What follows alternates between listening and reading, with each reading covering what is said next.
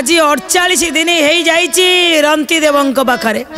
किछि भी खाई पारि नाहंती पानी टिके भी पी पारि नाहंती किंतु ये प्राण खंडक बंची आज्ञा मरीनी आमे आज्ञा गोटे दिन जदि पराग लगिला आमे ओलिए भी छाड़वानी काले मरी जावा तेणु आमे किछि नहले चिकेन तंदूरी खाइबा कहीं ना काले मरीजु आज्ञा सम्मान तो दबा ऊपर वाला को कहीं ना परंपरा न हो धर्म न हो किछि भी न हो किंतु जदि तांको ठारू सूर्य किरण आमे आज्ञा पाउचंती से आधार रे भी हो सी भगवान भी नहंतु आपण कथारे से नक्षत्र भी हंतु किंतु तांको जदि टिके सम्मान देई तांको पई जदि उपवास व्रत टिके करिवा ये पैतृक प्राण खंडक कौन पलैब आमे एतिकी टिके रखी पारना देखंतु शिखंतु आमरी पुराण वर्णित केमिति लिखाई राजा रंतीदेव 48 दिन उपवास रही 49 दिन हो जाए 49 दिन जेते थर खाया को बसुचंदी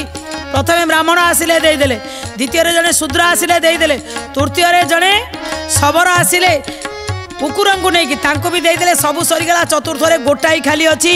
ग्लास पानी धरी नौ पीवा से समय जड़े चंडाल पहुँचुंट जे मते प्रबल शोष करुच्ची पानी ग्लास दे पार खुशी हो गले हसीदेले कहले नियंतु आज्ञा देखंतु तंटी रे शोष एना मो प्राण छाड़ी जीव मरीजी किंतु पानी ग्लास देदेले नियंतु आज्ञा आज्ञा आपण पी देकिरे आपण आगे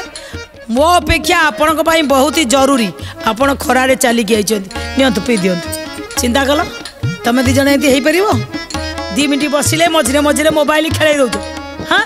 चिंता कर धैर्य कहीं तेणु से माने केमिति देले आ तमे कहलो एते दिन पर प्रभु केमिति दर्शन हे जेतेबेले पानी ग्लासटा पी सारिक प्रणाम कले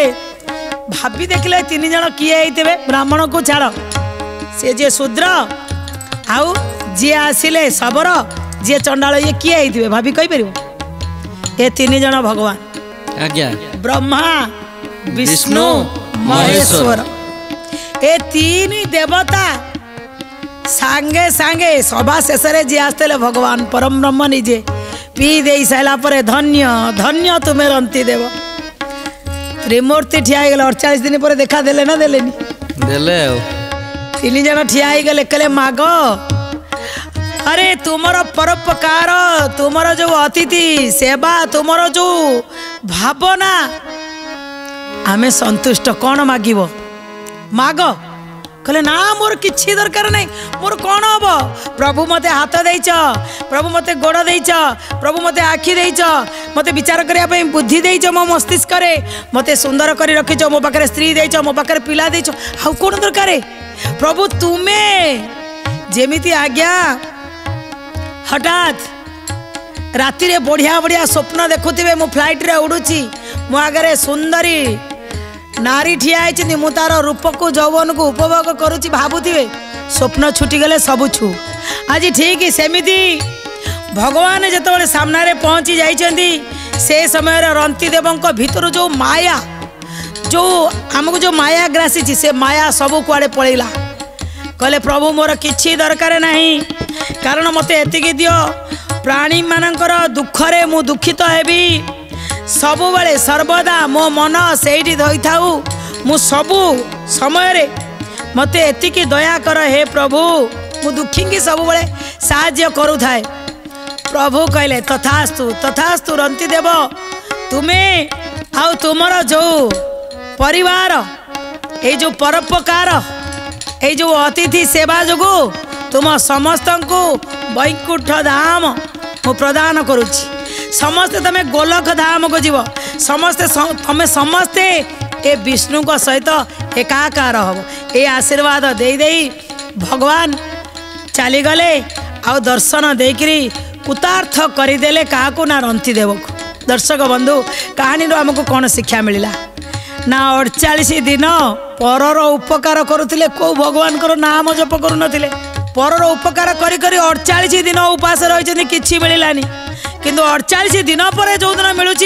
परर उपकार करू करू भगवान स्वयं आसिले परीक्षा करने निजे परीक्षा रे सफल हो गले आ भगवान दर्शन देदेले माया उभे गला से रंती देव कथा किंबदंती रहीगला आमर भागवत रहीगला आमे आनी ताकू आपण को कथा आकार रे कहानी आकार रे कहलु ए कथा आपण मैंने समस्त हृदयंगम करंतु आसुथिबा अतिथि आसुथिबा पतिक को पानी ग्लास टे दियंतु जदि किए भोकिला अछि ताकू खाया गंडा दियंतु भगवान आपण कहले मानव सेवा ही माधव सेवा। आज ये कथा को आम ये रखुचु पुणी आसबू आगामी अध्याय सेतबेले पर्यंत आपण मैंने भलरे थांतु जदि पाखरे कई अतिथि अछंती कई दुखी कहार दरकार सेमिति लोक को साहाय्य करंतु।